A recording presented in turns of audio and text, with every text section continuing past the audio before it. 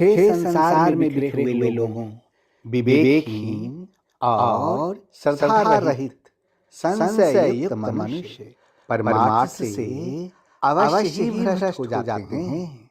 ऐसे संशय युक्त मनुष्य के लिए न तो यह लोक है, न परलोक है, और न कोई सुख ही है।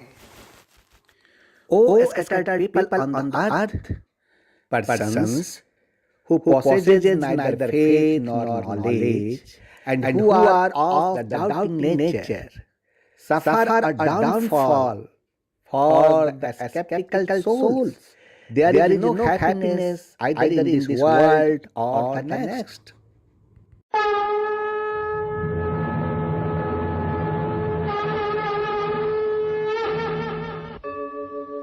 यदा यदा हि धर्मस्य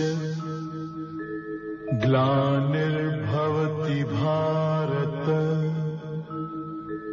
अभ्युत्थानम् अधर्मस्य तदात्मानं सृजाम्यहम् परित्राणाय साधूनां विनाशाय च दुष्कृतां धर्म संस्थापनार्थाय संभवामि युगे युगे।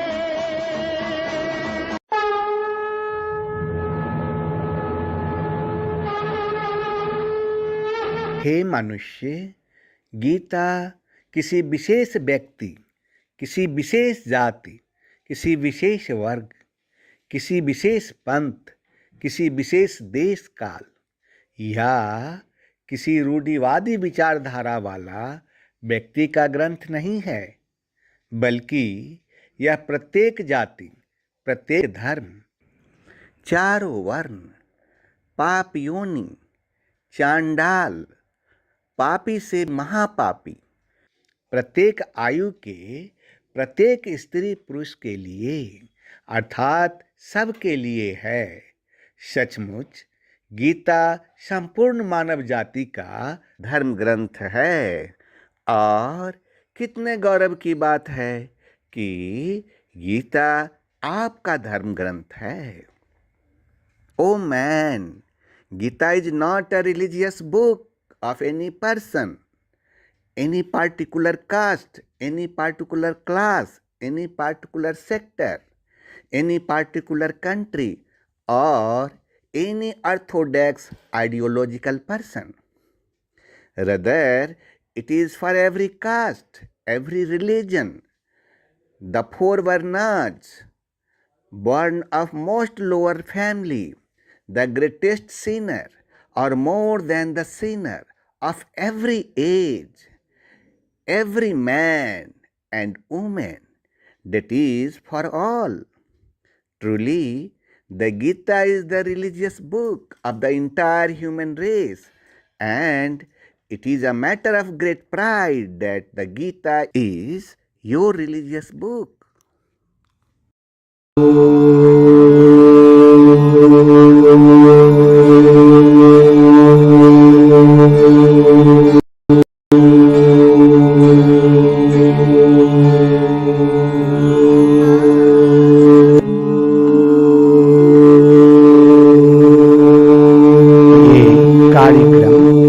ऐसा सफर है जो आपका जीवन बदल देगा। ये सफर आपको मोक्ष और सुख की सीमा तक ले जाएगा। ये कार्यक्रम आराम से देखिए और देखते देखते इसके साथ बहते जाइए। इसमें मन को पूछताछ करने की अनुमति मत दीजिए और न विश्लेषण ही कीजिए। शब्द को सुनिए और शब्द में डूब जाइए और एक एक कर शब्दों को सुनिए और शब्दों में डूबते जाइए। बस शब्दों को सुनते रहिए और देखते रहिए कि आप गंतव्य स्थान पर पहुंचे कि नहीं। ये सिर्फ आपके लिए ही है। इस सृष्टि के आप एक प्रकाश बूंद हैं। आप सबकी केवल एक ही खोज है, मोक्ष के द्वार और मोक्ष की प्राप्ति। साथ ही साथ खोज है इस धरती पर आनंदमय जीवन का, अच्छा स्वास्थ्य का, अनंत शांति का, ज्ञान का, सौभाग्य का और अनंत जीवन का।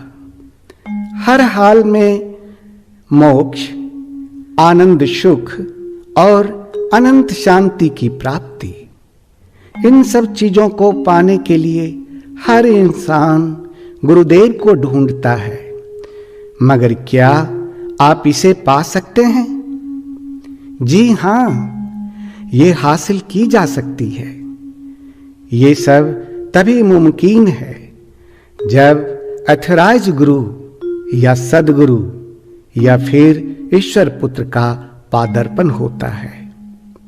ईश्वर पुत्र ही आदि श्री हैं, जिनके मार्ग का अनुसरण करने पर आप ये सब कुछ हासिल कर लेंगे, क्योंकि आदि श्री ही मार्ग हैं। तो चलिए यात्रा शुरू करते हैं।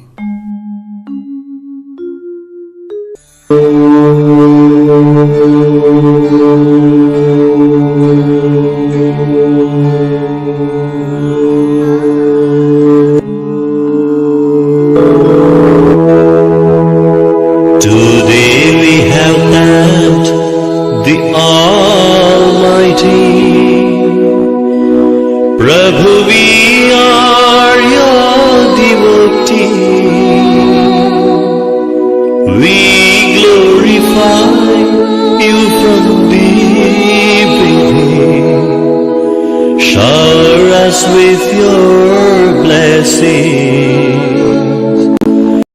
Prabhu, shower us with your blessings.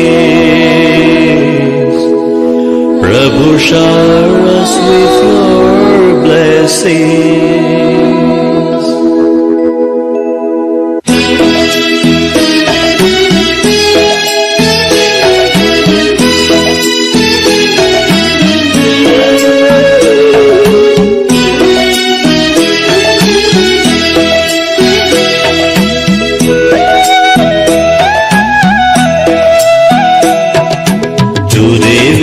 That the Almighty, Prabhu, we are your devotee. We glorify you from deep within. Shower us with your blessings. Prabhu, shower us with your blessings. Prabhu, shower us with your blessings.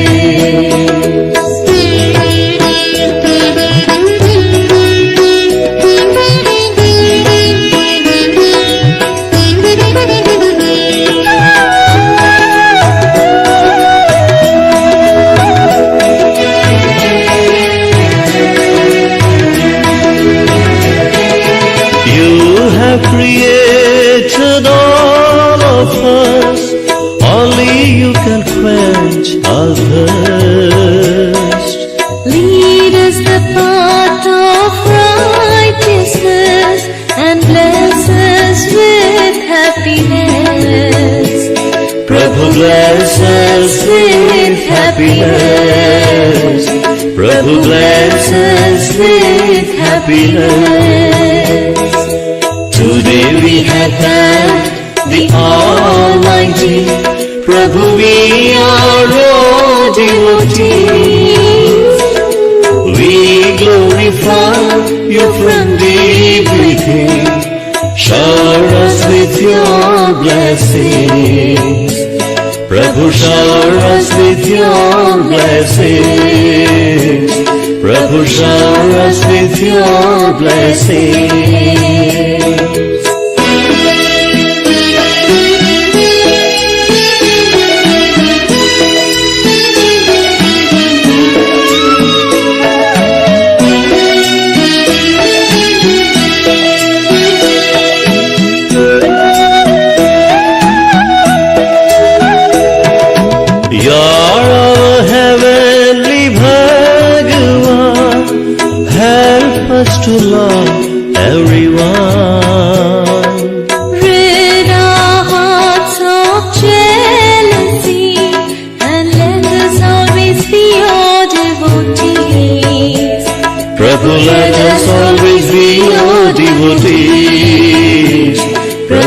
let us always be your devotees. Today we have thanked the Almighty. Prabhu, we are your devotees. We glorify you from deep within. Shower us with your blessings. Prabhu, shower us with your blessings.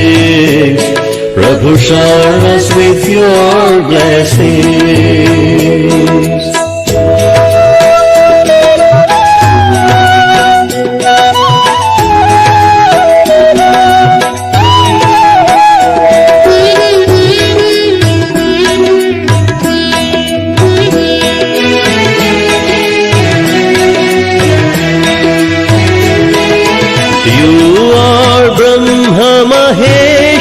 Vishnu, your love is pure and true. Help us to protect our dharma and purify our karma. Prabhu, purify our karma. Prabhu, purify our karma. Today we have thanked the Almighty. Prabhu, we are your devotees. We glorify you from deep within. Shower us with your blessings.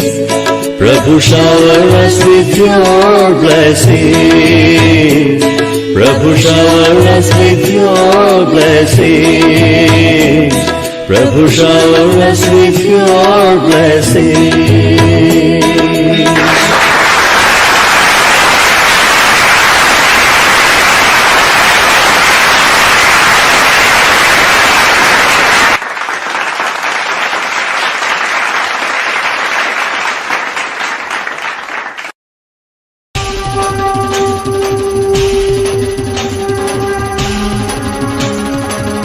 ईश्वर पुत्र आदि श्री अरुण, तेरा ब्रह्म ज्ञान व्यापक था, व्यापक है, व्यापक रहे।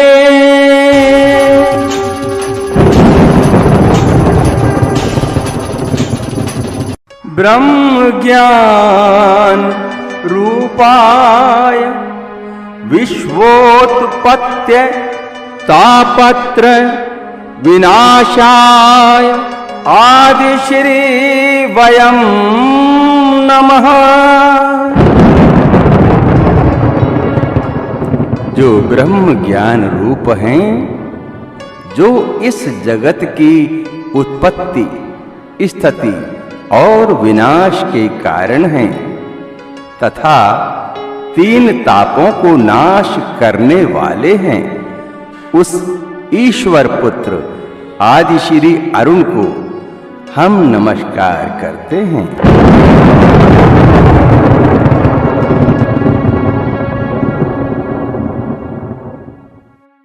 हे ईश्वर पुत्र आदि श्री अरुण, काल प्रशासन की प्रेरणा से मैं आपसे मंत्रणा करने आई हूँ। O son of God Adi Shri Arun, I have come to consult you with the inspiration of Kal administration. हे देवी, मंत्रणा कक्ष में आपका स्वागत है। Hey Devi, welcome to the consultation room. अब आपको आज से ही कली पुरुष से टक्कर लेने के लिए तैयारी शुरू कर देनी चाहिए, इसीलिए मैं आपकी सेवा में आई हूँ। अब आप कली पुरुष तथा उनके प्रतिनिधि का विनाश करने के लिए अपने योद्धाओं को आदेश दीजिए। अब आप लोगों को उपदेश देने में समय को बर्बाद नहीं कीजिए। Now you should start preparing to compete with Kali Purush from today itself. That's why I have come to your service. Now you order your warriors to destroy Kali Purush and his representative. Now don't waste your time giving instructions to people. आपने काल प्रशासन के द्वारा निर्धारित किए गए समय से मुझको अवगत कराया है, यह तो बहुत अच्छी बात है। लोगों को उपदेश करने में समय की बर्बादी नहीं हो रही है। मेरा यह अवतार संपूर्ण प्रेम का अवतार है। यह समय तो मुझे मेरे भक्तों के बीच प्रेम लीला का है, जिसमें लोगों को महसूस करवाना है कि सबसे पहले ईश्वर ने मनुष्य से प्यार किया, मनुष्य ने नहीं, मनुष्य तो बाद में प्यार किया। पूरा जगत ही उनके प्रेम के आकर्षण का परिणाम है। You have made me aware of the time fixed by the Kal administration. It is a very good thing. There is no wastage of time in preaching to the people. This incarnation of mine is embodiment of perfect love. This is the time for me to play love among my devotees, in which I have to make people realize that first of all God loved man and not man. The whole world is the result of the attraction of this love. परंतु आज की राजनीति में उसका प्रयोजन क्या है? But what is its purpose in today's politics? उसका प्रयोजन है मनुष्य को यह सिखाना है कि प्रेम के बिना सृष्टि नहीं है, और यदि सृष्टि हो भी गई तो प्रेम के बिना मनुष्य का जीवन अधूरा है। केवल राजनीति ही जीवन को पूरा नहीं करती और ना ही वह जीवन का लक्ष्य है। जीवन का अंतिम लक्ष्य है प्रेम, केवल प्रेम, क्योंकि वहीं से भक्ति का रास्ता शुरू होता है। Its purpose is man has to learn that without love there is no creation, and even if the creation is done, then without love the life of man is incomplete. Politics alone does not fulfill life, nor is it the goal of life. The ultimate goal of the life is love, only love, because from there the path of devotion begins. वो सब तो ठीक है, परंतु आज के समय में अमेरिका तो सुपर पावर है ही, लेकिन अमेरिका को छोड़कर 3 और देश सुपर पावर बनने का ख्वाब देख रहा है। आज की राजनीति ये कहती है कि अनेकों परमाणु बम से विकसित शक्तिशाली कई देश हैं जिस पर कलि पुरुष के प्रतिनिधि का शासन है। वह इस धरती को मनुष्य शून्य बना देने के लिए तैयार बैठी है। वह देश इस धरती को मनुष्य विहीन कर दे, उससे पहले इस शक्तियों को नष्ट कर देना चाहिए। That's all fine, but in today's time, America is a superpower. But except America, 3 more countries are dreaming of becoming a superpower. Today's politics says that there are many powerful countries developed with many atomic bombs which are ruled by the representative of Kali Purush. She is sitting ready to make this earth human void. These powers should be destroyed before those countries make this earth humanless. उसका समय आने तो दीजिए। Let this time come. पर वो समय कब आएगा ईश्वर पुत्र? But when will that time come, Son of God? आने ही वाला है, परंतु अभी नहीं। अभी तो ईश्वर पुत्र आदि श्री के संपूर्ण प्रेम लीला का समय है। विनाश का लीला आरंभ करने से पहले ईश्वर पुत्र आदि श्री अरुण मनुष्यों को यह संदेश देना चाहता है कि अंततः केवल प्रेम ही सृष्टि का आधार है और प्रेम ही जगत का सार है। It's about to come, but not now. Now Now is the time for the complete love Leela of Son of God Adi Sri Arun. Before starting the Leela of destruction, the Son of God Adi Sri Arun wants to give this message to the human beings that ultimately love is the basis of the creation and love is the essence of the world. प्रेम ही सब वेदों का सार, प्रेम ही सब वेदों का सार, आदि श्री की परम कृपा से, आदि श्री की परम कृपा से हो जाए भव से पार, प्रेम ही सब वेदों का सार, प्रेम ही सब वेदों का सार।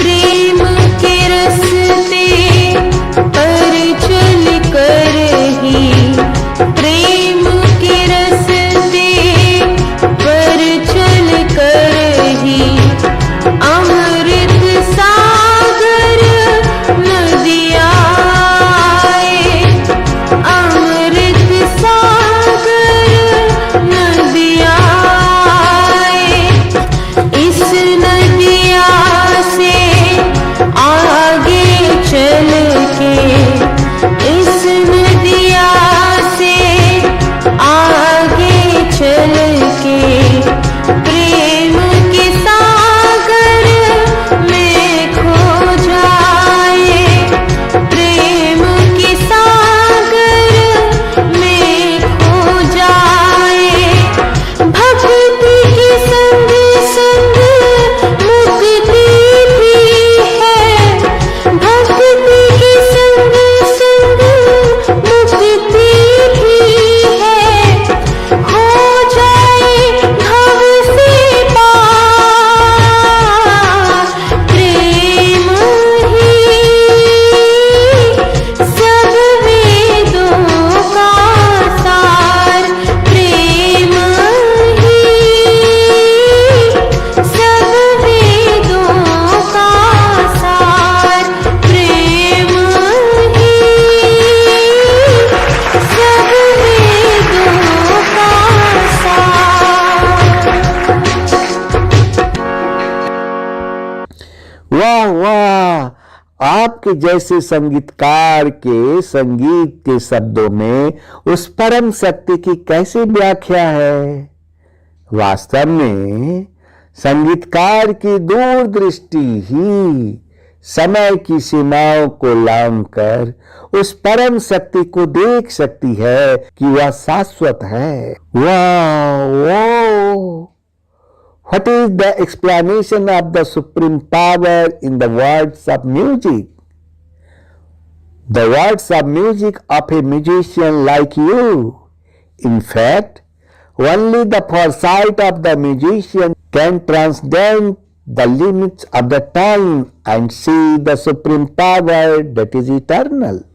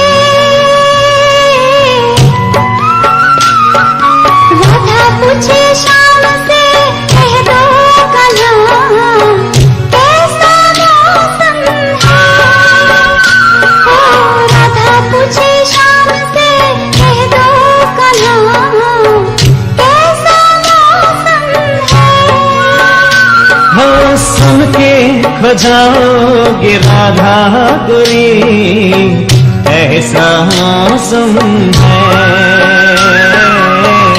ऐसा मौसम है।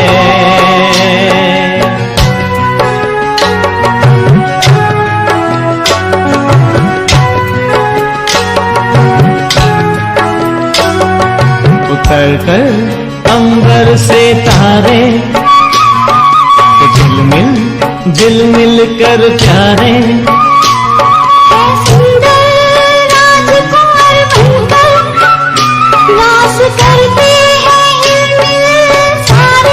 ये कितना दिव्य नजारा है, प्यारा स्वर्ग हमारा है। राधा पूछे शाम से, हो राधा पूछे शाम से, कह दो कहाँ कैसा मौसम है।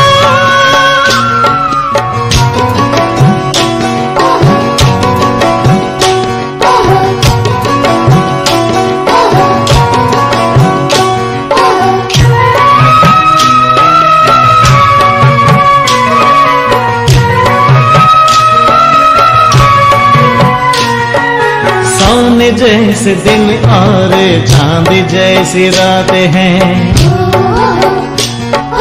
सोने जैसे दिन और चांद जैसी रातें हैं, हीरो के महल पे जवाहर की बरसात, सोने जैसे दिन और चांद जैसी रातें हैं,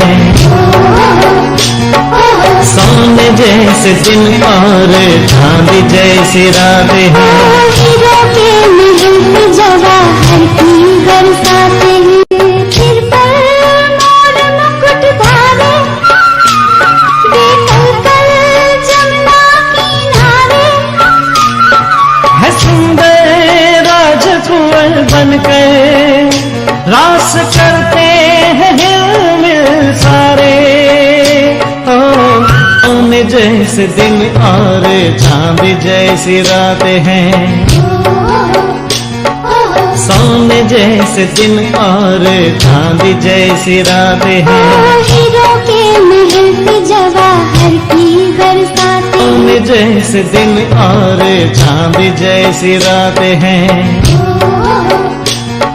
सोने जैसे दिन और चांद जैसी रातें हैं, हीरो के महल पे जवाहर की बरसाते हैं। सिर पर मोर मुकुट धारे, बेकल कल जमुना किनारे, है सुंदर राजकुंवर बनकर रास करते हैं हिलमिल सारे।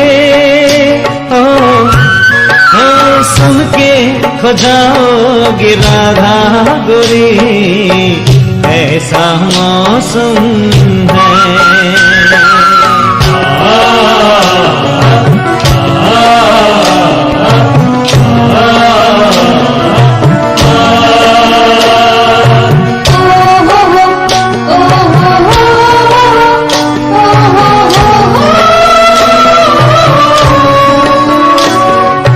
पावन मुखड़ों पे प्यारी मुस्कान है,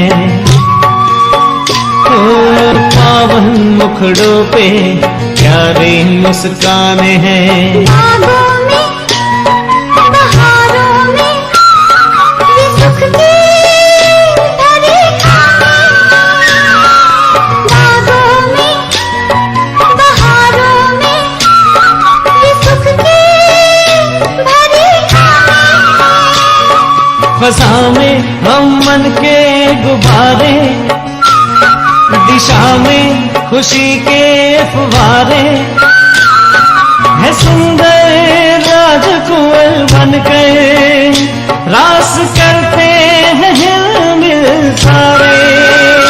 ओ राधा पूछे शाम से,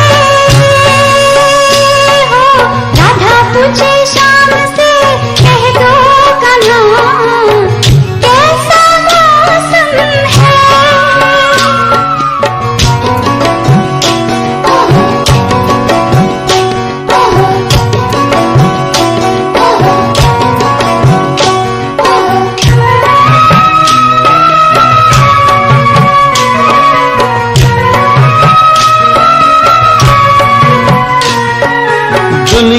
बनाने ऐसे किसने पुकारा है, दुनिया बनाने ऐसे किसने पुकारा है, बेहद गगन हो जैसे मिलता इशारा है। सुखद संकल्प यही धारे, नयन वही नवयुग निहारे। है देवी राजकुंवर बनकर रास करते हैं हिलमिल सारे। ओ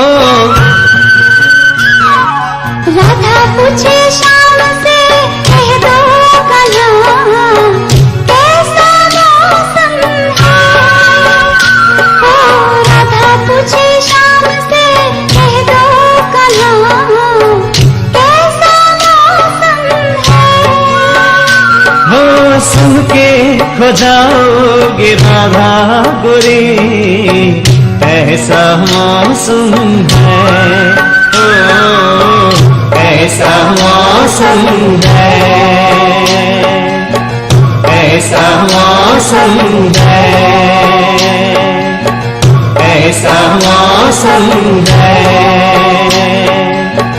ऐसा मौसम है, ऐसा मौसम है,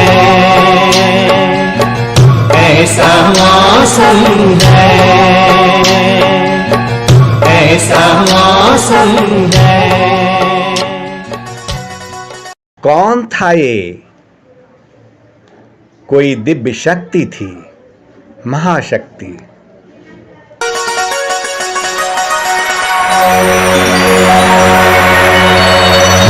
बस तुम्हें भी ऐसी ही दुनिया बनानी है।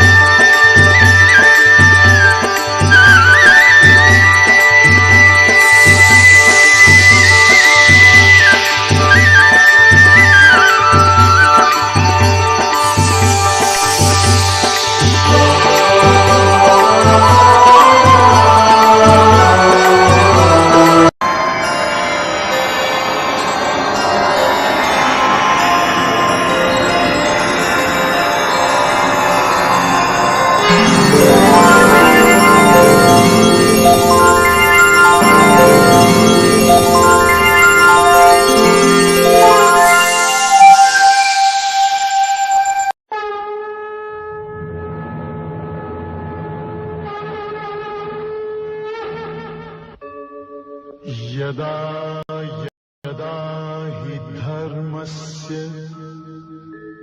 ग्लानिर्भवति भारत अभ्युत्थानम् अधर्मस्य तदात्मानं सृजाम्यहम् परित्राणाय साधूनां विनाशाय च दुष्कृतां धर्म संस्थापनार्थाय संभवामि युगे युगे संभवामि युगे युगे।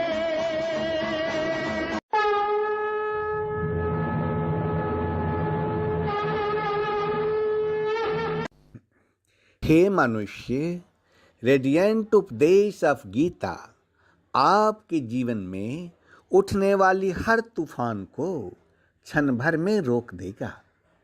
रेडियंट उपदेश ऑफ गीता में पहले कर्तव्य कर्म को करने की बात कही गई थी, वहाँ अब कर्तव्य कर्मों की जानकारी, समझ या ज्ञान की बात मुख्य है, ऐसा ईश्वर पुत्र ने कहा।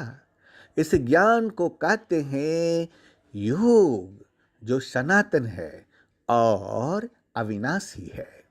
कभी नाश न होने वाली यह योग अपने अंदर दो प्रकार के योग को समाहित किए हुए है। पहला है ज्ञान योग और दूसरा है कर्म योग। यह दोनों ही कर्म योग अपने में कर्म बंधन से छुटकारा दिलाने की क्षमता रखता है। योग कल्याण की मुद्रा ही तो है, किंतु साधक यहाँ पर पहुंचकर लड़खड़ाने लग जाते हैं।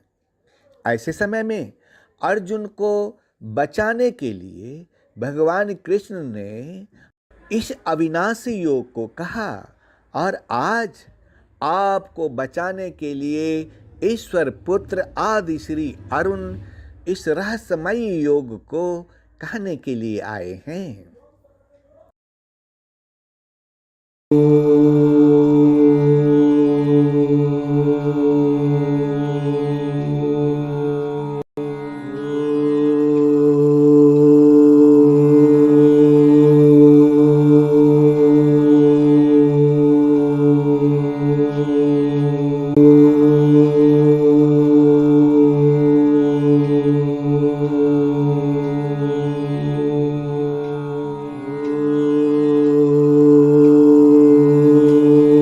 मनुष्य, गीता का तेजोमय उपदेश अध्याय 3 में अर्थात रेडियंट उपदेश ऑफ गीता के अध्याय 3 में मैं ईश्वर पुत्र आदि श्री अरुण आपको दो प्रकार का आश्वासन दिया था कि दोष दृष्टि से रहित होकर जो भी मनुष्य श्रद्धा से युक्त होकर मेरे मत के अनुसार अर्थात मेरे सिद्धांत के अनुसार, मेरे फिलॉसफी के अनुसार चलेगा, वह कर्म बंधनों से भली भांति छूट जाएगा। कर्म बंधन से मुक्ति दिलाने की क्षमता योग अर्थात ज्ञान योग या कर्म योग दोनों में है। योग में ही युद्ध संचार निहित है। दूसरा, धर्म के लिए भावना की नहीं बल्कि अपने कर्तव्य के लिए ज्ञान की आवश्यकता है। ज्ञान की भगवान श्री कृष्ण ने कहा कि धर्म के लिए भावना की नहीं बल्कि अपने कर्तव्य के ज्ञान की आवश्यकता है। ज्ञान की जरूरी इस बात की है कि मनुष्य समझ ले कि उस परिस्थिति में उसका कर्तव्य क्या है।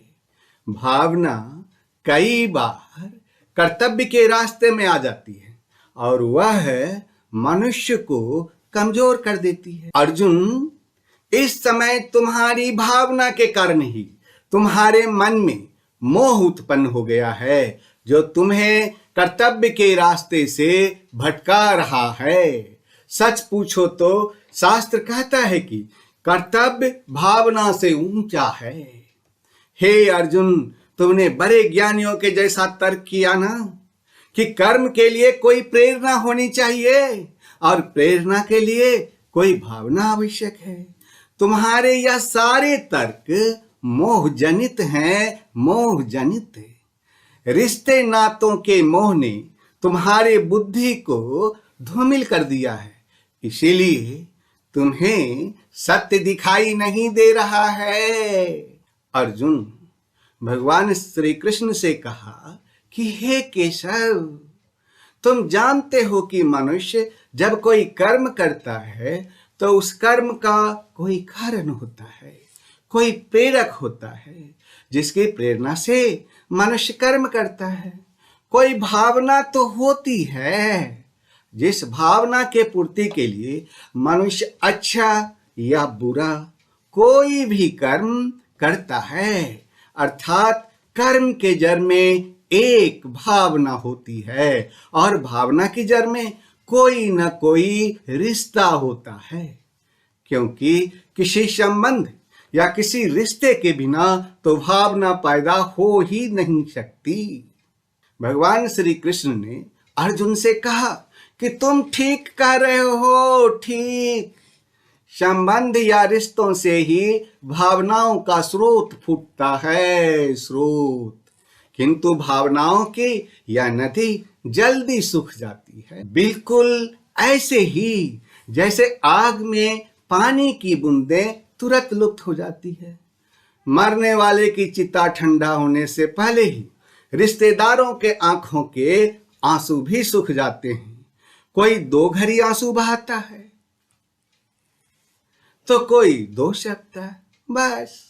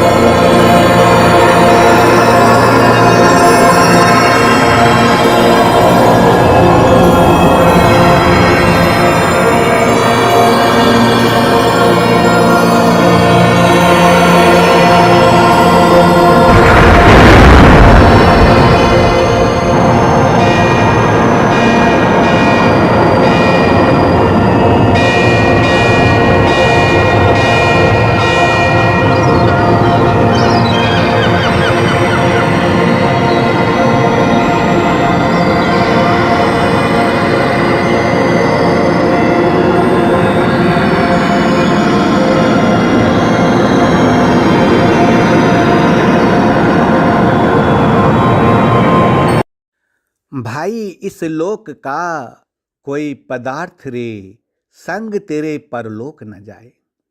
पिछले जन्म का कोई नाता अगले जन्म में याद न आए।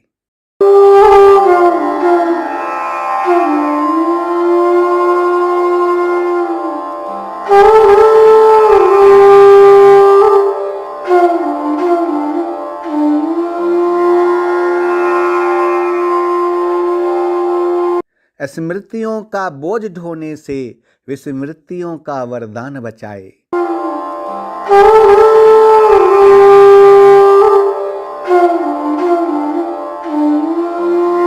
हर जन्म के नाते याद रखे तो प्राणी पागल ही हो जाए।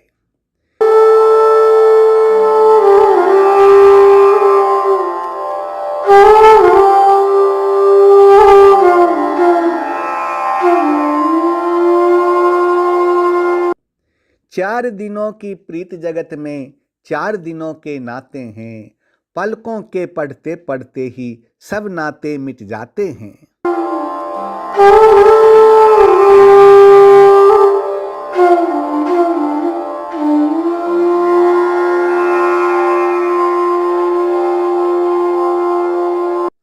घर के स्वामी के जाने पर घर की शुद्धि कराते हैं। जिनकी चिंता में तू जलता वे ही चिता जलाते हैं।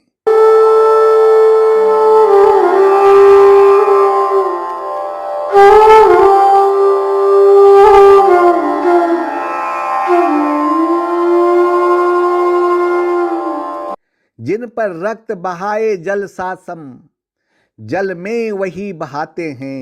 पिंड दान कर प्रेत आत्मा से अपना पिंड छुराते हैं।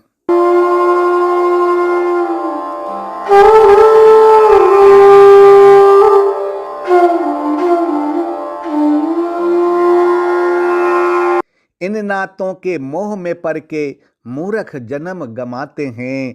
तोर इन नातों की बेरी जो कायर तुझे बनाते हैं।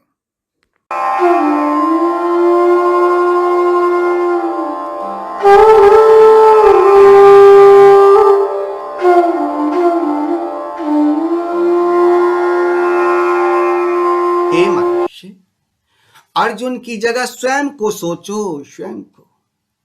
अर्जुन का फिलॉसफी था, अर्थात आपका फिलॉसफी है कि मैंने यह कहा था कि कर्म करने के लिए किसी न किसी भावना का होना जरूरी है और भावना के लिए रिश्ते नातों की आवश्यकता है।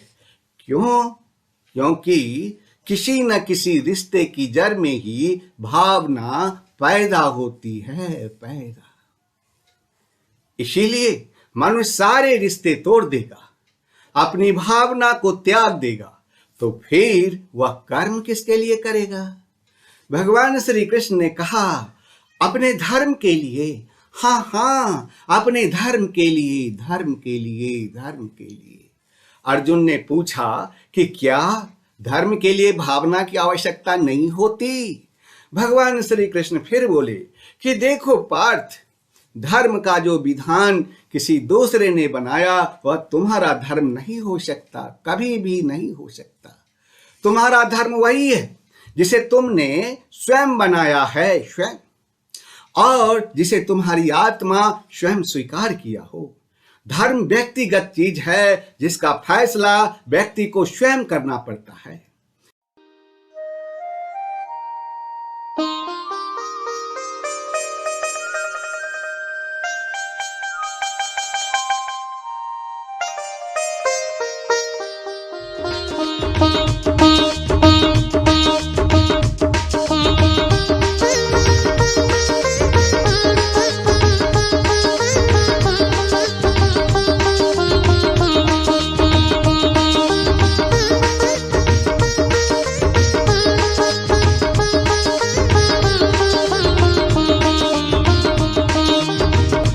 बहती रहेगी ताकि गंगा, बहती रहेगी ताकि गंगा, भक्ति और धर्म की धारा, भक्ति और धर्म की धारा। आदि श्री के संग गंगा में करता रहा स्नान जग सारा, करता रहा स्नान जग सारा। धर्म अधर्म के भेद भुलाकर तू मेरी शरणागत हो जा, तू मेरी शरणागत हो जा। सब पापों से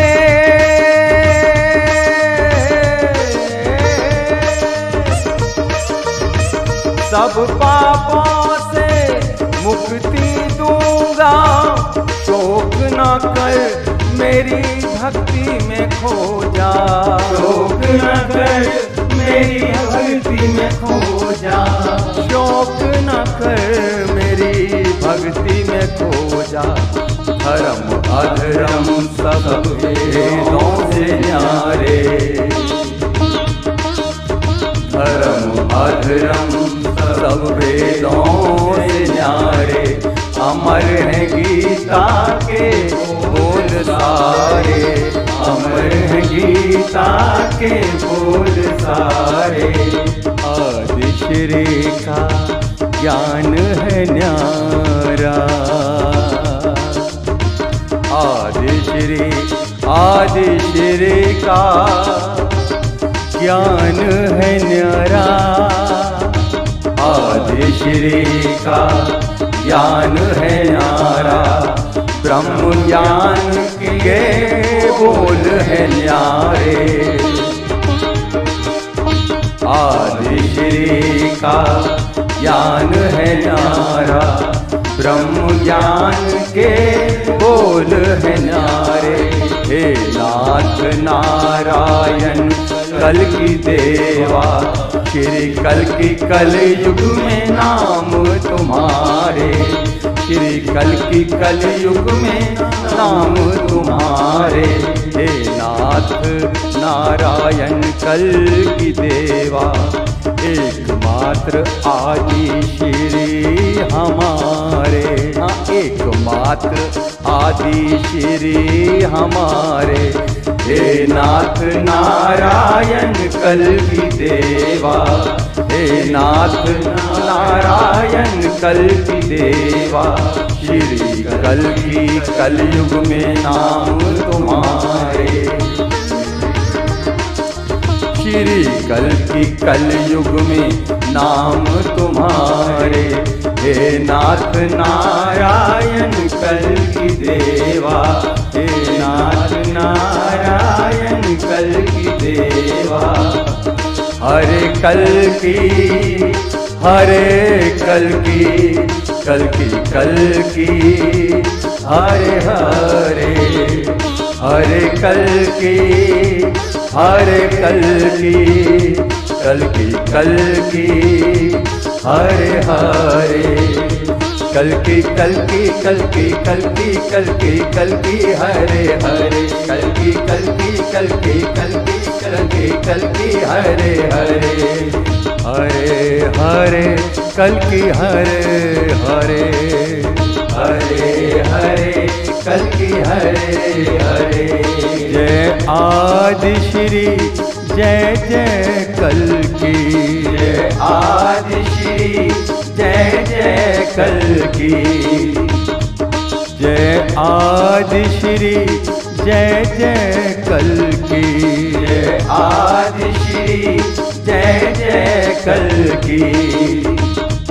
जय आदि श्री, जय जय कल की। जय आदि श्री, जय जय कल की। गीता के तीसरे अध्याय में जहां कर्तव्य कर्म को करने की बात कही गई, वहीं रेडियंट उपदेश ऑफ गीता का अध्याय 4 में कर्तव्य कर्मों की जानकारी, समझ या ज्ञान की मुख्य बात है।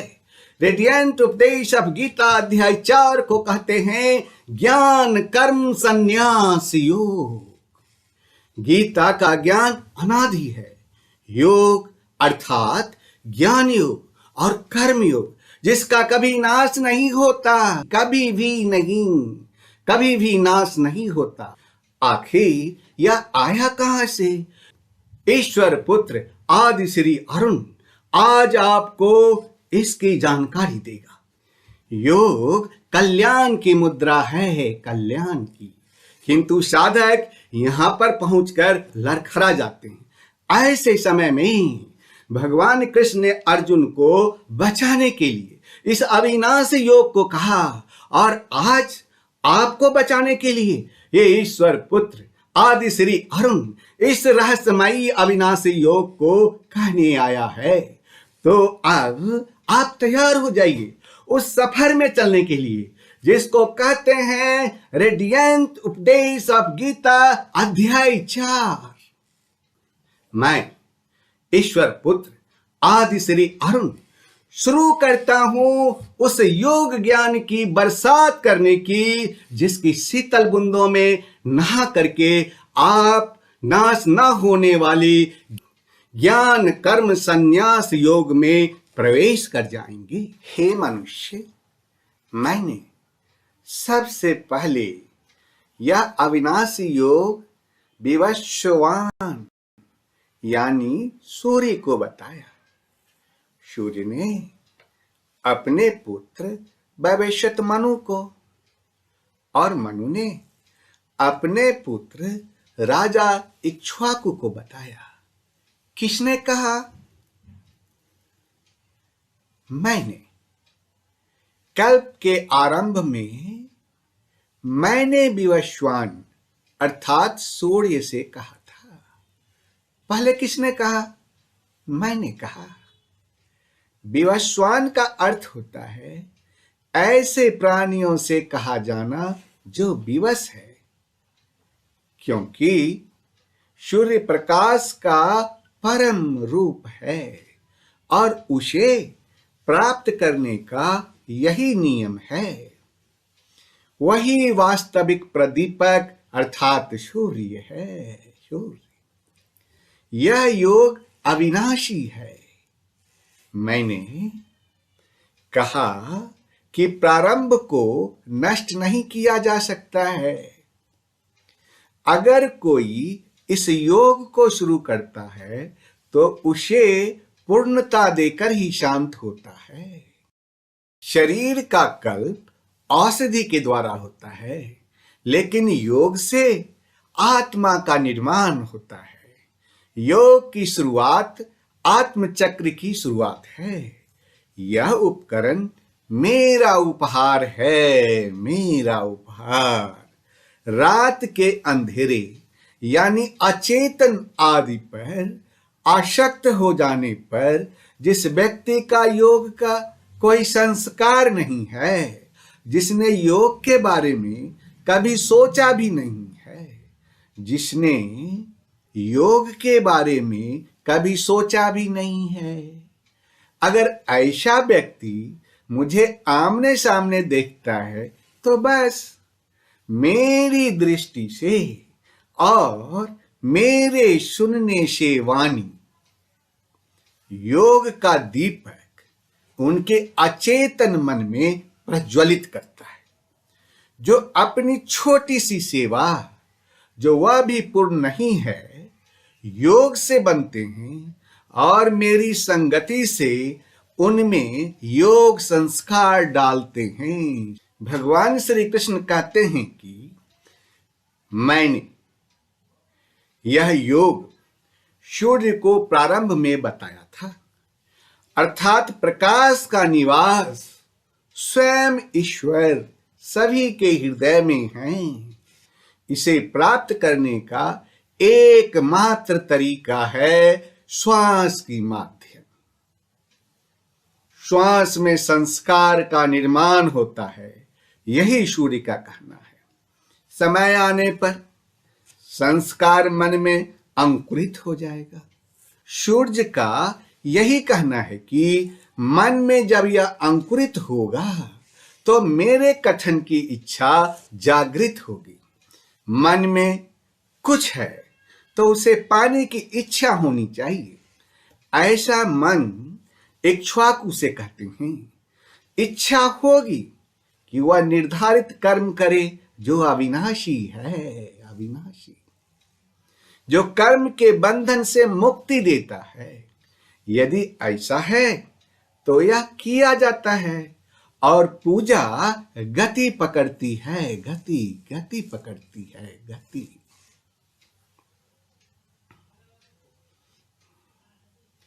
गति पकड़कर यह योग मनुष्य को कहां ले जाती है?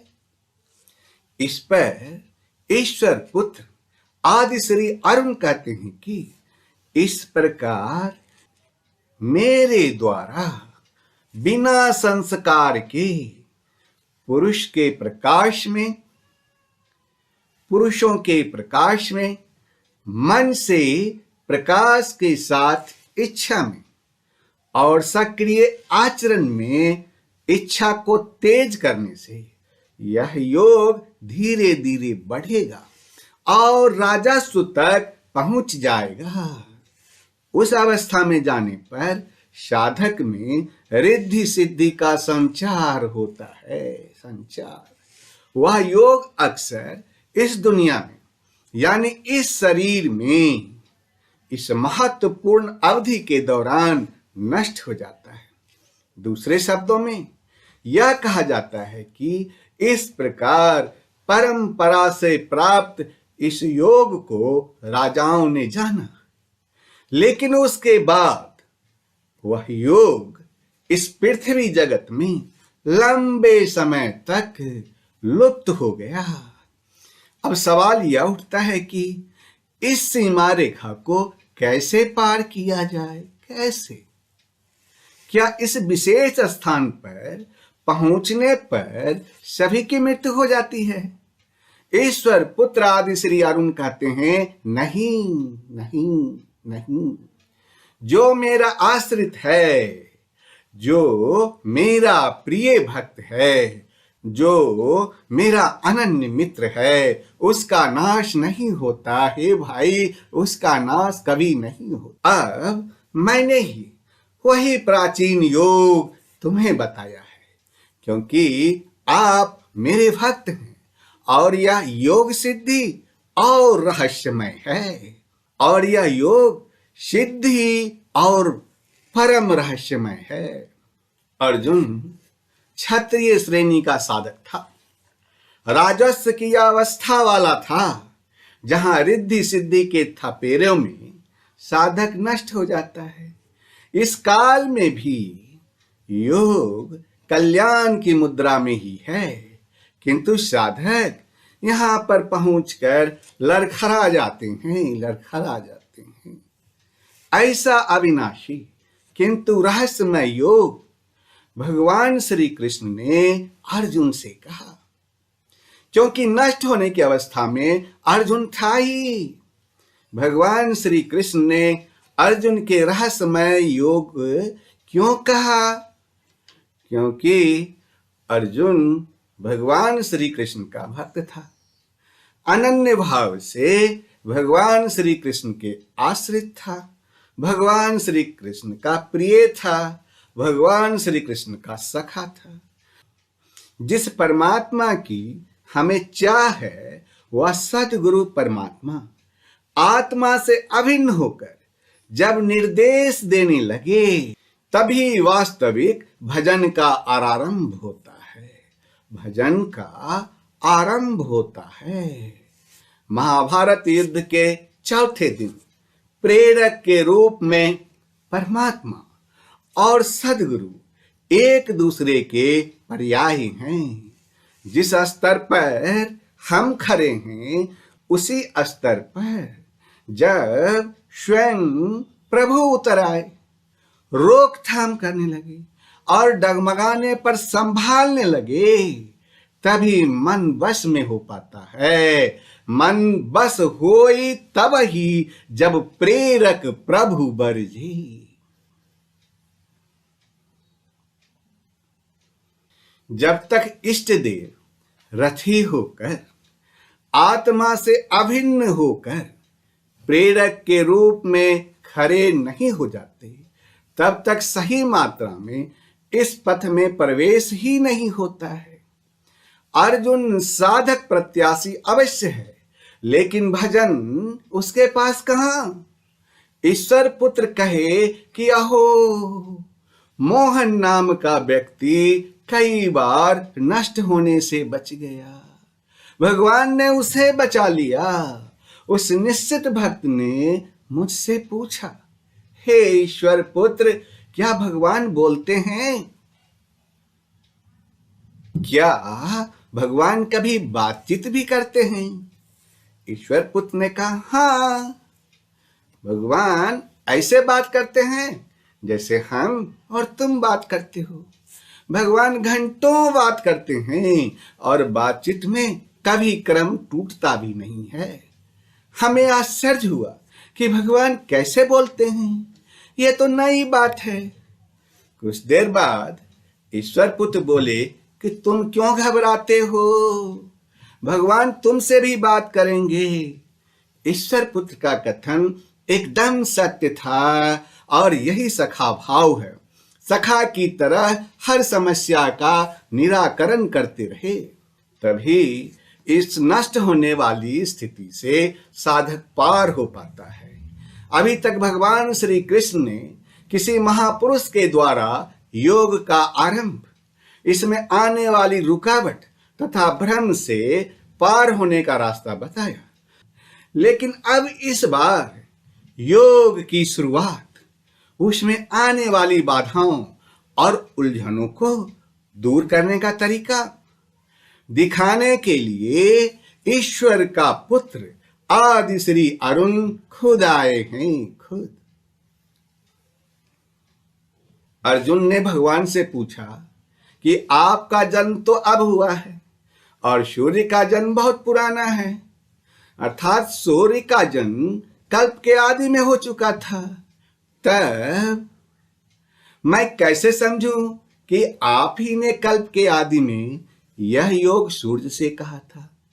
भगवान श्री कृष्ण ने अर्जुन से कहा कि मैं कभी ना तो जन्म लेता हूं और न कभी मरता हूं, मैं हमेशा रहता हूं, मैं अंतर्ध्यान हो जाता हूं, इसीलिए लोग मुझे नहीं देख पाते। जिस प्रकार सूर्य कभी नहीं डूबता और न कभी निकलता है, बल्कि पृथ्वी के भौगोलिक स्थिति के कारण लोगों को ऐसा महसूस होता है। पृथ्वी निरंतर अपनी धुरी पर घूमती रहती है। पृथ्वी के घूमने के क्रम में पृथ्वी का जो हिस्सा सूरज के सामने होता है, वहां दिन महसूस करते हैं। कौन? ये सारे लोग।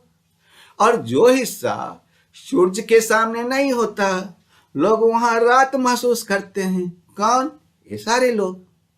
लेकिन सूरज का न तो उगना होता है और न डूबना होता है। ठीक उसी तरह ईश्वर न तो जन्म लेते हैं और न मरते हैं। ईश्वर हमेशा मौजूद रहते हैं, परंतु लोगों को नहीं दिखते हैं। ईश्वर ने स्वयं कहा कि मैं अजन्मा और अविनाशी रूप होते हुए भी तथा समस्त प्राणियों का ईश्वर होते हुए भी अपनी प्रकृति को अधीन करके अपनी योग माया से प्रकट होता हूं। भगवान कृष्ण ने कहा कि मैं लोगों के सामने क्यों प्रकट होता हूं? इसका भी कारण है। आज आप मेरे माध्यम से इस कारण को जानते हैं। मैं आपको ये गुप्त और रहस्यमयी बातें क्यों बताना चाहता हूं? इसका भी एक कारण है, क्योंकि मेरी इच्छा लोगों को कल्याण करने और लोगों को भ्रम से निकालने की है। ईश्वर के प्रकट होने के दो कारण हैं, दो। प्रथम, जब भी धर्म की हानि होती है और अधर्म की वृद्धि होती है, तभी मैं अपना रूप बनाता हूं, अर्थात मैं रूप में लोगों के सामने प्रकट होता हूं। और दूसरा, साधु पुरुष को बचाने के लिए, संतों को बचाने के लिए, ऋषियों और महात्माओं को बचाने के लिए, पाप कर्म करने वालों को नष्ट करने के लिए और धर्म की अच्छी तरह से स्थापना करने के लिए मैं युग युग में प्रकट होता हूं, युग युग में प्रकट होता हूं। मेरी योग माया से छिपी हुई मैं सभी को दिखाई नहीं देता, इसीलिए यह अज्ञानी जन मुझे नहीं जानता। अविनाशी ईश्वर अर्थात मुझे जन्म और मरता हुआ मानता है। मैं भूतकाल और वर्तमान और आने वाली सब बातों को जानता हूं, परंतु विश्वास के बिना कोई भी मनुष्य मुझे नहीं जानता। हे मनुष्य, क्या आप समझते हैं कि लोग प्रभु की उपस्थिति को क्यों नहीं देखते हैं? कारण बहुत साफ है, साफ। सबसे पहले भगवान अपनी योग माया से छिपे रहते हैं। वे सभी के लिए दृश्यमान नहीं होते हैं, इसीलिए लोग उन्हें देख नहीं पाते। दूसरा कारण यह है कि श्रद्धा और भक्ति के बिना कोई भी व्यक्ति भगवान के परम व्यक्तित्व को नहीं जानते हैं। तीसरा कारण, अज्ञानी मनुष्य अविनाशी ईश्वर को नहीं जानते। और चौथा कारण, माया। माया का अर्थ है अज्ञान। भगवान ने कहा कि योग माया से छिपे होने के कारण मैं सभी को दिखाई नहीं देता। इसका मतलब यह है कि लोगों में अज्ञानता का पर्दा है। इस वजह से लोग भगवान को नहीं देख पा रहे हैं। जब कोई व्यक्ति तत्वदर्शी ज्ञानी पुरुष या सिद्ध गुरु का शरण लेता है या तत्वदर्शी गुरु का शरण लेता है तो उसे ज्ञान की प्राप्ति होती है। ज्ञान अज्ञान के पर्दे को नष्ट कर देता है। तब वह व्यक्ति ईश्वर को आमने सामने देखता है, आमने सामने देखता है। हे मनुष्य, मेरे उस जन्म का अर्थ है रूप का निर्माण और मेरे कर्म का अर्थ है बुरे कर्मों के कारणों का विनाश, साथ ही चीजों को लाने वाली क्षमताओं का निर्दोष संचार, धर्म की स्थिरता या कर्म और जन्म दिव्य यानी कि अलौकिक है, लौकिक नहीं। उसे इन चर्म नेत्रों से नहीं देखा जा सकता। इसे मन और बुद्धि से नहीं मापा जा सकता। कौन देखता है जब यह इतना गूढ़ है? केवल बुद्धिमान पुरुष, केवल बुद्धिमान पुरुष मेरे इस जन्म और कर्म को तत्वदर्शी ही देखते हैं और मुझे जान लेने से पुनर्जन्म नहीं होता, बल्कि वह मुझको प्राप्त कर लेता है। जब तत्वदर्शी ही भगवान के जन्म और कार्य को देख पाते हैं तो लाखों की भीड़ क्यों खड़े हैं? बताओ। अवतार होगा तो दर्शन होंगे, ऐसा मन में सोचता है। बताओ, क्या आप तत्वदर्शी पुरुष हैं? हे अर्जुन, अस्तित्वहीन चीज मौजूद नहीं है और सत्य की अनुपस्थिति नहीं है, अर्थात असत्य मौजूद नहीं है और सत्य की अनुपस्थिति भी नहीं है। उन्होंने बताया कि तत्वदर्शी ने नहीं देखा, इसे किसी भाषा विशेषज्ञ ने नहीं देखा, ना अमीरों ने देखा। भगवान ने कहा कि मेरे उपस्थिति को देखा जा सकता है, लेकिन एक तत्वदर्शी व्यक्ति ही मुझे देख सकता है। तत्वदर्शी पुरुष कौन है? यह एक प्रश्न है। ऐसा नहीं है कि 5 तत्व को जान लिए, 25 तत्व गिन लिए, उनकी गणना करना सीख लिए और बन गए तत्वदर्शी ज्ञानी पुरुष। नहीं भाई, नहीं, ऐसा पुरुष तत्वदर्शी ज्ञानी पुरुष नहीं है, नहीं है। भगवान कृष्ण ने बताया कि आत्मा सर्वोच्च तत्व है। आत्मा परमात्मा से मिल जाती है और परमात्मा बन जाती है। इस अभिव्यक्ति को केवल आत्मज्ञानी ही समझ सकता है। शुरुआत में उसे समझ में नहीं आता कि हमें संकेत कौन देता है, कौन मार्गदर्शन करता है, लेकिन सर्वोच्च तत्व परमात्मा की दृष्टि से वह देखने समझने में सक्षम होता है और फिर शरीर छोड़ने पर उसका पुनर्जन्म नहीं होता है। भगवान कृष्ण ने कहा कि मेरा जन्म दिव्य है, मुझे देख सकते हो क्योंकि मैं हर पल मौजूद रहता हूं।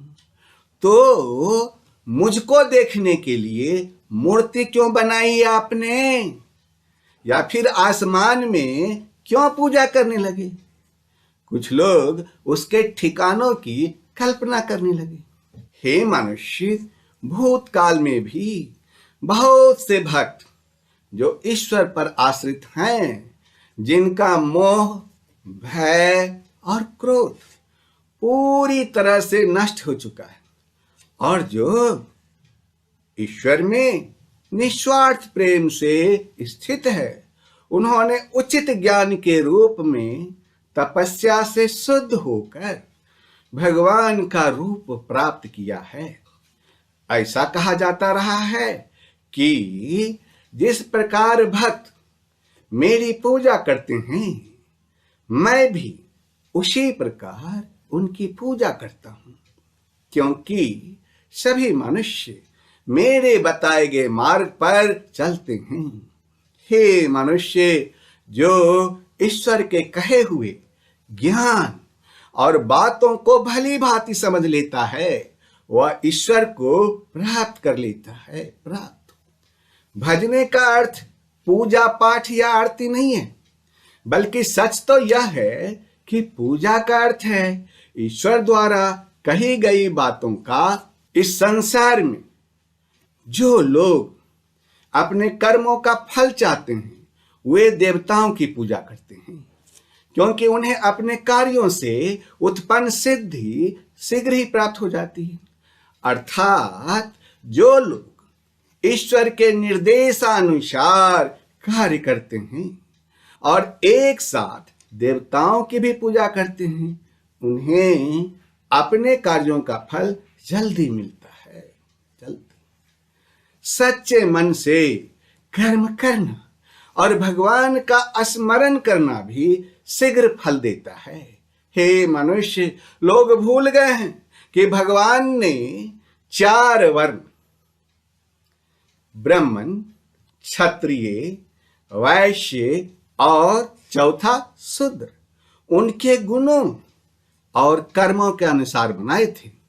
लेकिन उस सृष्टि और सृष्टि के कर्ता होते हुए भी आप उस अविनाशी पुरुष को कर्ता के रूप में जानते हैं, जिसे आप जाति और अजाति कहते हैं। वह आपके कर्म पर निर्भर करता है, हे भाई, जन्म पर नहीं।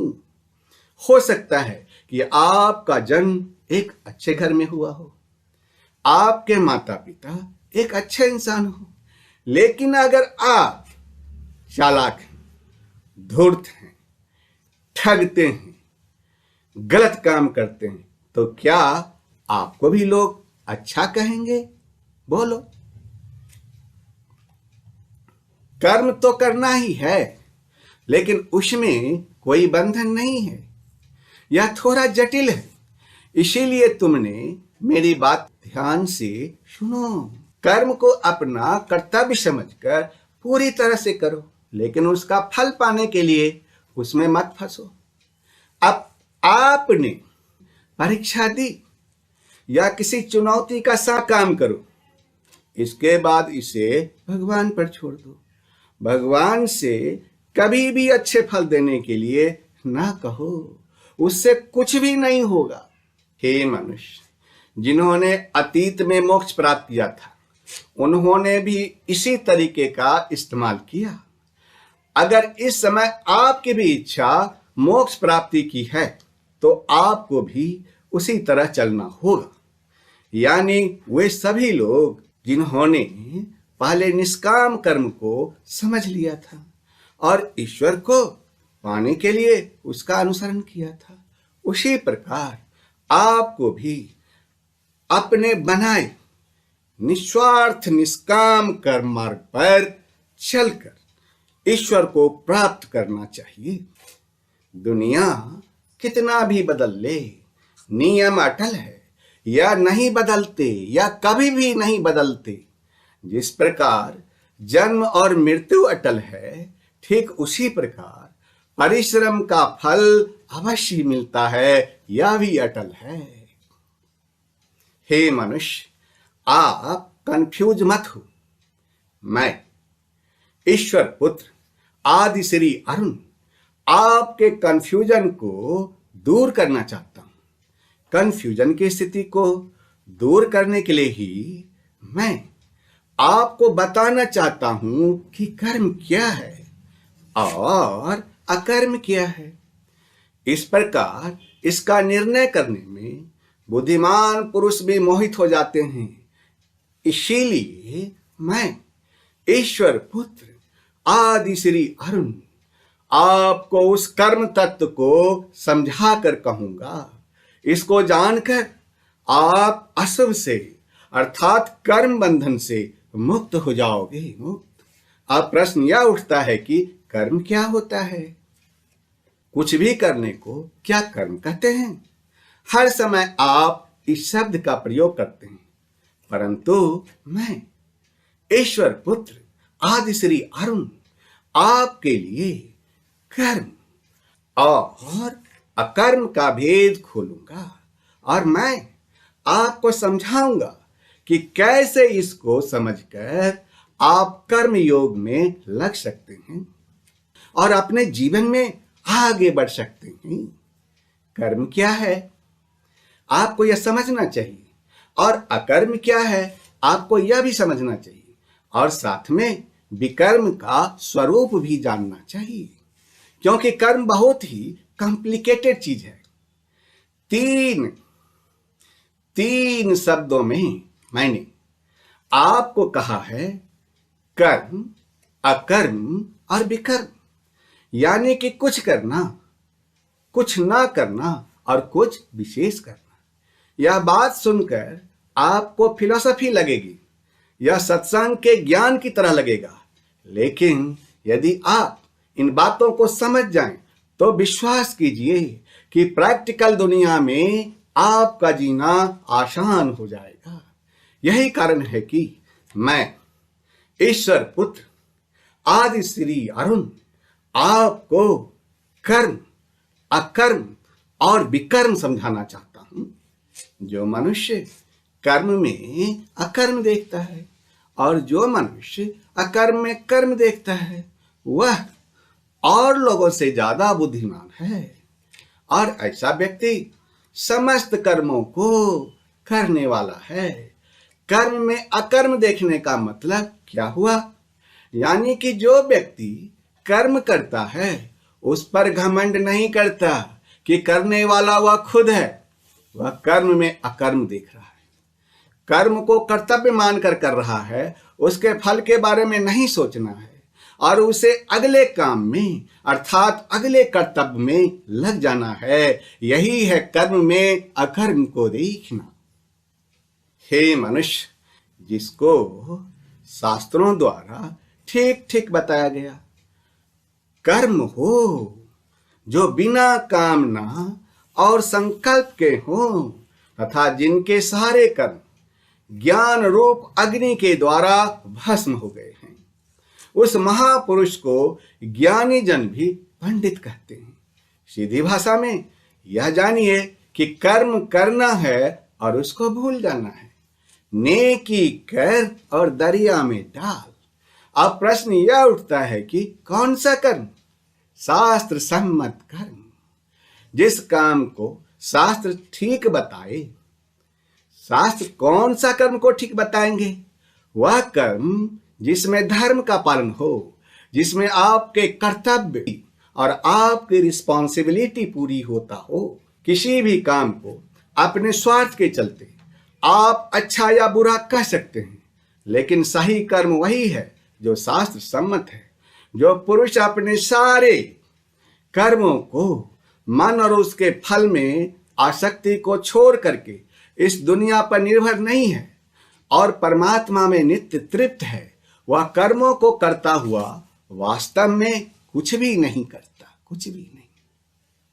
जो व्यक्ति कर्म करते हुए उसके फल के बारे में बिल्कुल नहीं सोचता, वही व्यक्ति सबसे आगे जाता है, उसी की उन्नति होती है।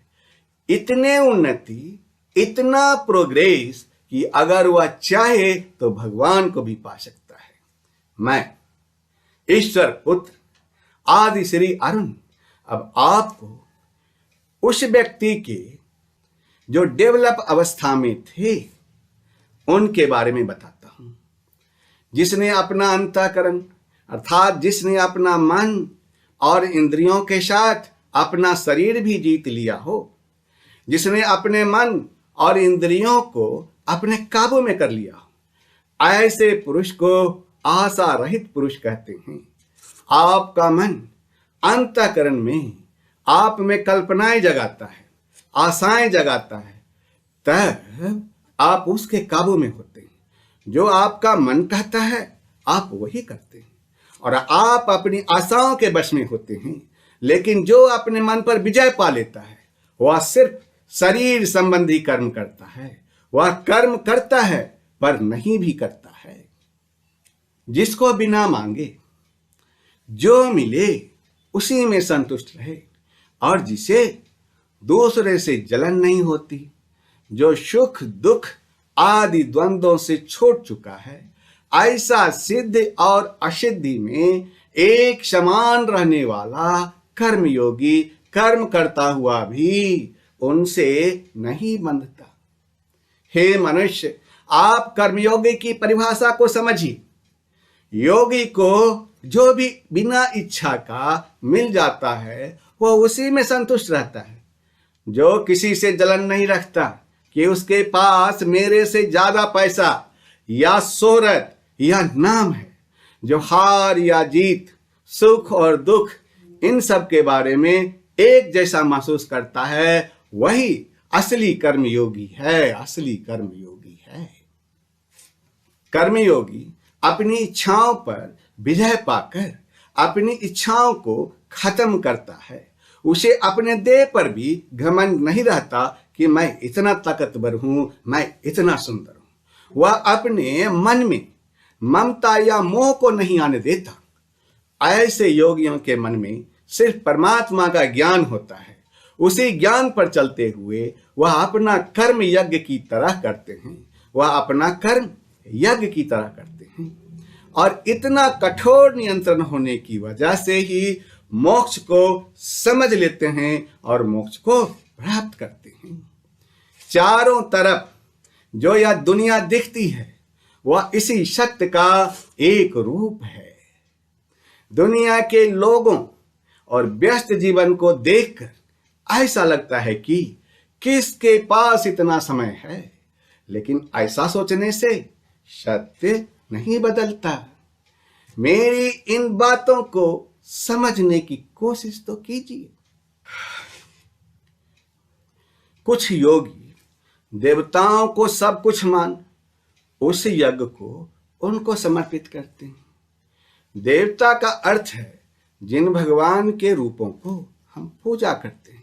यही यज्ञ का एक रूप होता है जो आपके जैसे लोगों के लिए, जो पहुंचे हुए कर्म योगी होते हैं, वे यज्ञ में अपना सब कुछ उनको सौंप देते हैं। अपना सब कुछ यज्ञ में सौंपते हैं। उनका हर अनुष्ठान ब्रह्म के लिए होता है। चाहे आप जिस इष्ट देव को याद करके आप यज्ञ करते हैं या ब्रह्म को सबसे बड़ा सच मानकर आप कर्म करते हैं, इसमें कोई फर्क नहीं पड़ता। बस इस बात का ध्यान अवश्य रखें कि आपका कर्म भी एक यज्ञ है जिसमें आप उस ईश्वर को सब कुछ अर्थात अपना सब कुछ सौंप कर बस काम में लग जाते हैं। हे मनुष्य, आग में कुछ भी डालो वह जलकर भस्म हो जाता है। संयम भी एक अग्नि है। जो योगी होते हैं वो संयम की आग में अपनी इंद्रियों को डालते हैं और वो अपनी इंद्रियों को यानी कि अपनी इच्छाओं को भस्म कर देते हैं। भस्म अर्थात अपनी इच्छाओं को जला देते हैं। परंतु जो योगी नहीं होते, जो नादान होते हैं, वे ठीक इसका उल्टा करते हैं। वह अपना सब कुछ इन इंद्रियों में भस्म कर देते हैं। किसी ने कुछ कहा जिससे आपको गुस्सा आ गया, या किसी ने किसी को देख अपने मन में जलन हुई कि उसकी कार मेरी कार से बड़ी कैसे। बस इसी तरह की बातों में नादान लोग खुद को जला डालते हैं। अपनी इंद्रियों को तथा अपने अंतःकरण को अपने बस में करने का सबसे अच्छा तरीका है, सबसे अच्छा ज्ञान है। ज्ञान से ही योगी अपने को नियंत्रण में लाते हैं। जब कोई बुरा विचार आता है तो उनका ज्ञान उन्हें बताता है कि उनके जीवन का लक्ष्य ये नहीं बल्कि कुछ और है। हे मनुष्य, हर काम के दो पहलू होते हैं। उसे करते हुए आपको पता होता है कि क्या सही तरीका है और क्या गलत तरीका है। तब आप कौन सा तरीका चुनते हैं? यह ज्ञान ही तो है जो आपको सही तरीका चुनने के लिए कहता है। हे मनुष्य, हर किसी का युद्ध अलग है, इसलिए हर किसी का यज्ञ और हर किसी का कर्म भी अलग है। कई लोग द्रव्य संबंधी यज्ञ करने वाले होते हैं, कई लोग तपस्या रूप यज्ञ करने वाले होते हैं, कई लोग योग रूप यज्ञ करते हैं, कितने लोग अहिंसा आदि तीक्ष्ण व्रतों से युक्त यज्ञ करते हैं। यत्नशील पुरुष स्वाध्याय रूप ज्ञान यज्ञ करने वाले होते हैं। कोई ईश्वर की पूजा कर उसे फूल और फल चढ़ाते हैं, कोई तपस्या कर भगवान को खुश करने की कोशिश करते हैं, और कोई योग से भगवान को पाने की कोशिश करता है। हे मनुष्य, आप अपना युद्ध खुद पहचानिए और अपना कर्म चुनिए। कुछ योगी अपान वायु में प्राण वायु का हवन करते हैं और दूसरे प्राण वायु में अपान वायु का हवन करते हैं, और कुछ अन्य प्राणायाम परायण योगी प्राण और अपान की गति को रोककर प्राणों में प्राण को ही हवन किया करते हैं। कुछ अन्य नियमित आहार द्वारा प्राणों का प्राणों में ही हवन करते हैं। ये सभी साधक यज्ञों द्वारा पापों का नाश करने वाले और यज्ञों का जानने वाले हैं।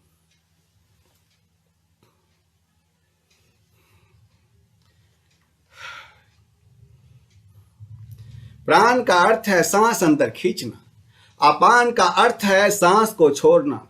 कौन कितना पहुंचा हुआ योगी है उसकी अलग अलग अवस्था होती है। बहुत से योगी अपने सांसों के आने जाने पर पूरा कंट्रोल रखते हैं, परंतु आप में से ज्यादातर लोग ऐसा नहीं कर पाते। आपकी सांसें तो मजबूरी में चलती है, क्योंकि यदि सांस नहीं चली तो आप मर जाएंगे। लेकिन योगियों के साथ ऐसा नहीं होता। प्राणायाम से हम अपने पर संयम करने पर सफल होते हैं। यज्ञ की महिमा का बखान करने के सिलसिले में मैं ईश्वर पुत्र आदि श्री अरुण आपसे यह कहता हूं कि हे मनुष्य, यज्ञ से बचे हुए अमृत का अनुभव करने वाले योगी जन सनातन पर ब्रह्म परमात्मा को प्राप्त होते हैं, और यज्ञ न करने वाले पुरुष के लिए ये मनुष्य लोक भी सुखदायक नहीं है। फिर परलोक कैसे सुखदायक हो सकता है बताओ? यज्ञ करने के बाद जो बचता है वह अमृत है, और यह अमृत मनुष्य को सीधे भगवान तक ले जाता है। हे मनुष्य, यज्ञ को आप कर्म भी समझ सकते हैं। कर्म करने के बाद जो भी उसका फल हो उसको भगवान का आशीर्वाद समझ उसमें संतुष्ट होकर अपने अगले कर्म में लग जाना चाहिए।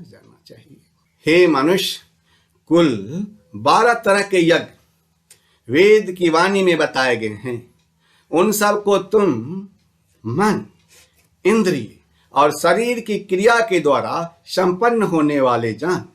इस प्रकार इन यज्ञों का मूल तत्व अर्थात इनकी वास्तविकता जानकर उनके अनुष्ठान के द्वारा तू हमेशा के लिए मुक्त हो जाएगा।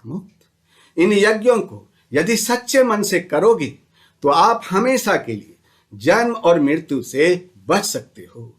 हे मनुष्य, आहुति देकर किए यज्ञ से अच्छा ज्ञान यज्ञ होता है। एक यज्ञ तो वो होता है जिसमें हवन में देवताओं का आह्वान कर उन्हें अलग अलग द्रव्य जैसे घी इत्यादि चढ़ाते हैं, और एक दूसरा यज्ञ है ज्ञान यज्ञ। इसमें आप अपने इंद्रियों को अपने वश में करते हैं, अपनी सांसों को नियंत्रण में रखते हैं, अकर्म करते हैं, लेकिन उसके फल में इच्छा नहीं रखते। नहीं रखते। ये सारे ज्ञान यज्ञ हैं और ये द्रव्य यज्ञों से कहीं अच्छे हैं। इसीलिए ज्ञान यज्ञ आपको सीधे ईश्वर से साक्षात्कार कराता है। ज्ञान यज्ञ मनुष्य को ईश्वर से जोड़ता है। हे मनुष्य, अर्जुन भी भगवान के सामने था और आप भी आज ईश्वर पुत्र आदि श्री अरुण के सामने हैं। यदि आपको यह ज्ञान समझ में नहीं आ रहा है तो आपको ईश्वर पुत्र आदि श्री अरुण के पास जाकर ज्ञान और ब्रह्म को समझना चाहिए। और यदि मौके पर ईश्वर पुत्र आदि श्री अरुण उपलब्ध नहीं हो तो आपको किसी तत्वदर्शी ज्ञानी पुरुष के पास जाकर इस ज्ञान को और ब्रह्म को समझने की कोशिश करना चाहिए। अगर आपको ज्ञान जरूरी ही ना लगेगा तो आप अपनी जिंदगी को बिना कुछ जाने बिताते ही चले जाएंगे। हे मनुष्य, मेरी अनुपस्थिति में तो इस ज्ञान को तत्वदर्शी ज्ञानी पुरुष के पास जाकर जानो। उनको दंडवत प्रणाम करने से, उनकी सेवा करने से और सरलता पूर्वक प्रश्न करने से वे तुम्हें उस तत्व ज्ञान का उपदेश करेंगे जिसको जानकर फिर तुम इस प्रकार मोह को प्राप्त नहीं होगे। जिस ज्ञान द्वारा तुम संपूर्ण भूतों को पहले अपने में और फिर मुझ परमात्मा में देखोगे। यदि तुम अन्य सभी पापियों से भी अधिक पाप करने वाले हो तो भी इस ज्ञान रूपी नाव द्वारा निसंदेह पाप समुद्र को पार कर लोगे। हे मनुष्य, जिस प्रकार अग्नि लकड़ियों को जला देती है, ठीक उसी प्रकार ज्ञान रूप अग्नि संपूर्ण कर्मों को जला देती है। हे मनुष्य, इस संसार में ज्ञान के समान पवित्र करने वाला और कुछ भी नहीं है। उस ज्ञान को कर्मयोग द्वारा शुद्ध अंतःकरण हुआ मनुष्य कुछ समय पश्चात अपने आप में ही पा लेता है। निरंतर प्रयत्न करने वाला, इंद्रिय संयम करने वाला और श्रद्धा से युक्त मनुष्य ज्ञान को प्राप्त होता है। ज्ञान को प्राप्त होकर वह शीघ्र ही परम शांति को प्राप्त हो जाता है। परम शांति को विवेकहीन, श्रद्धा रहित और संशय युक्त मनुष्य परमार्थ से भ्रष्ट हो जाता है। उसके लिए न यह लोक सुखदायक है और न परलोक ही। हे मनुष्य, कर्म योग से सभी कर्मों को परमात्मा में अर्पण करने वाले, विवेक द्वारा समस्त संशयों का नाश करने वाले और अपने बस में किए हुए अंतःकरण वाले मनुष्य को कर्म नहीं बांधते। हे मनुष्य, तुम हृदय में स्थित अपने इस अज्ञान जनित संशय का ज्ञान रूपी तलवार द्वारा छेदन करके कर्म योग में स्थित होकर युद्ध के लिए खड़े हो जाओ। हे मनुष्य, आपको भी अगर कभी शक हो जाए या चिंता सताए तो बस कर्म योग को ध्यान में रखकर काम में लग जाना चाहिए। ज्यादा नहीं सोचना चाहिए कि अंजाम क्या होगा। काम करके उस भगवान को सौंप देना चाहिए, बस कुछ और नहीं। हे मनुष्य, यह था रेडियंट उपदेश ऑफ गीता चैप्टर 4 और यहीं पर आप आज्ञा दीजिए अपने ईश्वर पुत्र आदि श्री अरुण को। अब अगले वीरवार को मैं फिर आपके सामने आऊंगा रेडियंट उपदेश ऑफ गीता का 5वां अध्याय लेकर। उस दिन आप तैयार रहिएगा रेडियंट उपदेश ऑफ गीता के 5वें अध्याय का सफर में चलने के लिए। तब तक आप इंतजार कीजिए। धन्यवाद।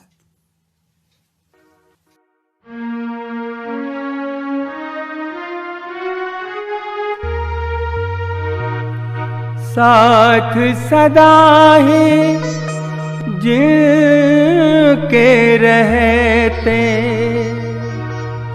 साथ सदा है जिनके रहते श्री कल के भगवान आदि श्री ने फिर से बताया गीता का वो ज्ञान, गीता का वो ज्ञान।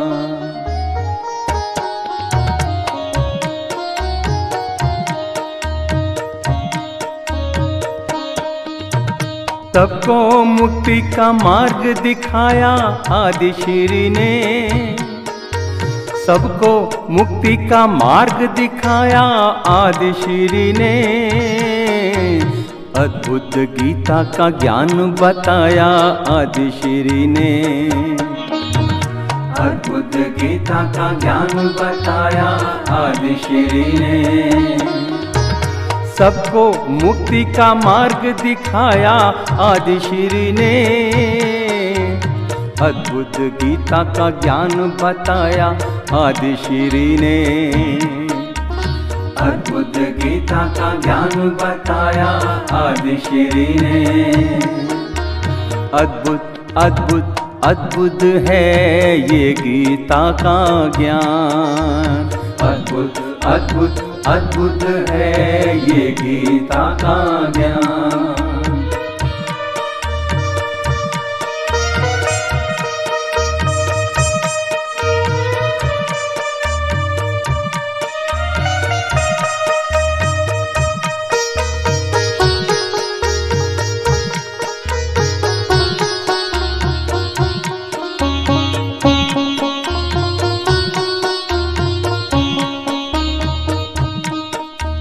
ध्यान योग से मन को समझ ले, ध्यान योग से मन को समझ ले। इंद्रियों को अपने वश में कर ले, इंद्रियों को अपने वश में कर ले। ब्रह्म ज्ञान का पाठ पढ़ाया,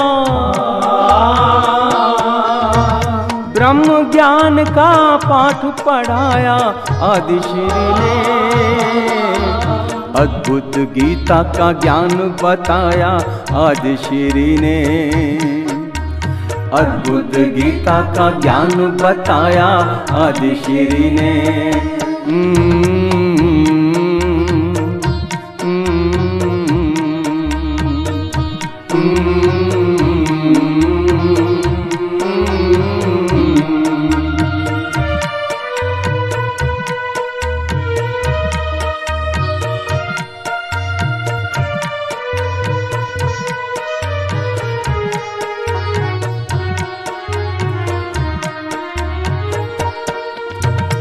ईश्वर पुत्र की अद्भुत माया, ईश्वर पुत्र की अद्भुत माया। कोई भी भेद ये समझ ना पाया,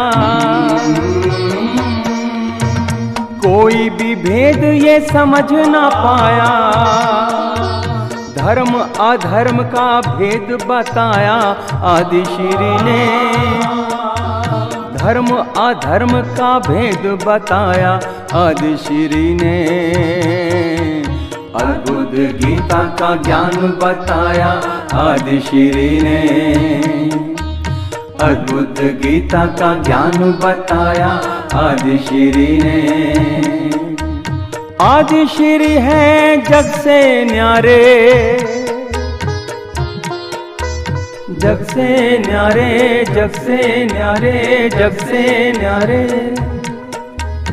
आदि श्री है जग से न्यारे, न्यारे, जग से न्यारे, जग से। मन को वश में करते हैं जो,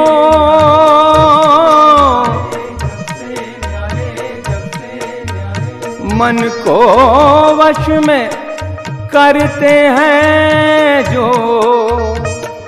ब्रह्म योग और ध्यान धरारे,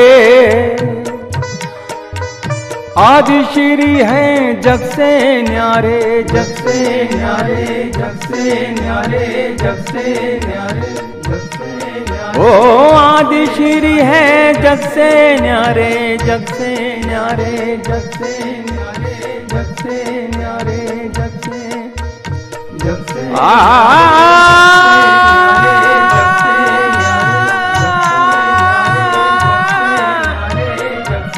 आदि श्री है